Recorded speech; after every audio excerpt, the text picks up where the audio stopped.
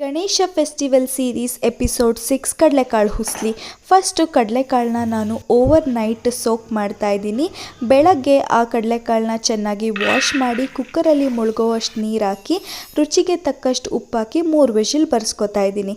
Mixie ಜಾರ್ಗೆ ಖಾರಕ್ಕೆ ಬೇಕಾಗಿರುವಷ್ಟು ಹಸಿಮೆಣಸಿನ್ಕಾಯಿ, ಶುಂಠಿ, ಕೊತ್ತಂಬರಿ ಸೊಪ್ಪು ಹಾಗೆ ಕಾಯಿ ತುರಿನ ಹಾಕಿ ತರ್ತರಿಯಾಗಿ ಗ್ರೈಂಡ್ ಮಾಡ್ಕೊತಾ ಇದ್ದೀನಿ. ಒಂದು ಪ್ಯಾನಲ್ಲಿ ಎಣ್ಣೆ ಹಾಕಿ ಎಣ್ಣೆ ಬಿಸಿ ಆದಮೇಲೆ ಸಾಸಿವೆ ಹಾಕಿ ಸಾಸಿವೆ ಸಿಡಿದ ಮೇಲೆ ಕರಿಬೇವಿನ ಸೊಪ್ಪು ಹಾಗೆ ಒಂದು 2 ಬ್ಯಾಡಗಿ ಮೆಣಸಿನ್ಕಾಯಿನ ಹಾಕ್ತಾ ಇದ್ದೀನಿ. ನೆಕ್ಸ್ಟ್ ರುಬ್ಬಿರುವಂಥ ಮಸಾಲೆ ಹಾಕಿ ಅದರ ಹಸಿ ವಾಸನೆ ಹೋಗೋವರೆಗೂ ಸ್ವಲ್ಪ ಫ್ರೈ ಮಾಡಬೇಕು. ಅದಾದಮೇಲೆ ಸ್ವಲ್ಪ ಅರಿಶಿನ ಹಾಗೆ ಉಪ್ಪನ್ನ ಸೇರಿಸಬೇಕು.